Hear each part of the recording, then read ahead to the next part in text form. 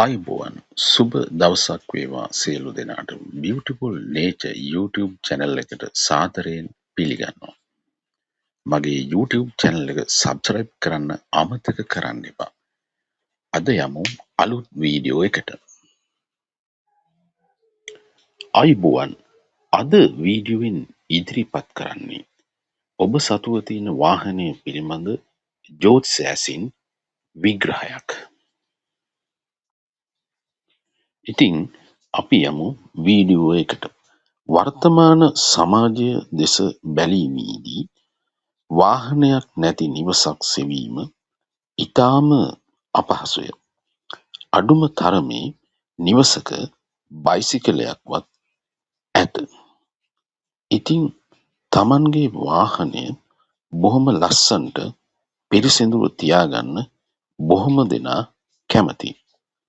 වාහනය සෝදා පිරිසිදු කර නියමිත වේලාවට සර්විස් කර බොහෝ දෙනා තියාගන්නවා. සමහර අයට වාහන සම්පතක් වෙනවා. සමහර අයට වාහන සම්පතක් වන අවස්ථාවක් දක්නට ලැබෙන්නේ නැහැ. ඒ අයට ගත්ත දවසේ ඉඳන් අනතුරු කරදර ගරාජ්වල අන්තිමට පාඩු පිට විකුණන අවස්ථාද බොහෝය. වාහන සමහර අයට යාදෙන අතර සමහර අයට යාදීමක් සිදුවන්නේ නැහැ. ජෝතිෂ විද්‍යාත්මකව අපට සමහර ගැටලු විස්තර කර දිය හැකිය. මුලින්ම පදිංචි ස්ථානයේ වාහනය ගාල් කරන තැන වාස්තු දෝෂ ඉදිරිපත් කළ හැකිය.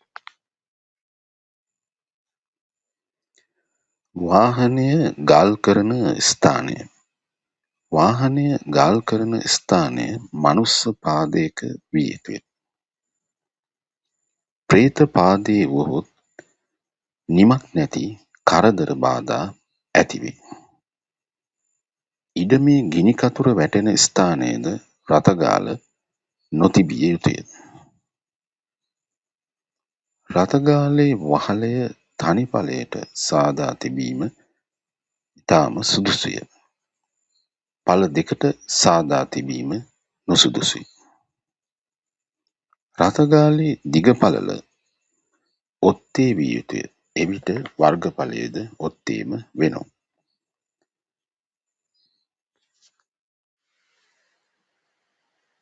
නිවසේ බටහිර නිරිත ගිනිකොන දිසාවන්ට රථගාල අසුභදායකය.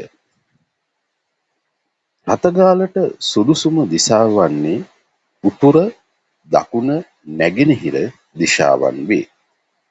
ඔබගේ රථගාල මේ ආකාරයට තිබෙනවාදැයි බලන්න. වාහනය හිමි පුද්ගලයාගේ ලග්නය අනුව සුභ අසුභ භාවය. ලග්නය කුමක් වුවත් සිකුරු සුභභාවයක බල සහිතව සිටිනම් ඔහුට වාහන සම්පත උරුමයි. එයින් ඔහුට වාසි පිට වාසි ලැබෙනවා.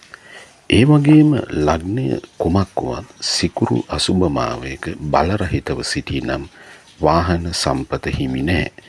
වාහනයක් හිමි ඔහුට දුක් කරදර බාධා පාඩුම තමයි සිදුවන්නේ. එමෙන්ම සිකුරු 12 වැන්නේ දුබලව සිටින අයට වාහන පළදීමක් නැත. නිතර ලෙඩ කරදර වැයම තමයි සිදුවෙන්නේ. ඉතින් මගේ වීඩියෝ නැරඹු ඔබ සියලු දෙනාටම ස්තුතියි. නැවත වීඩියෝ එකකින් හමු වෙමු.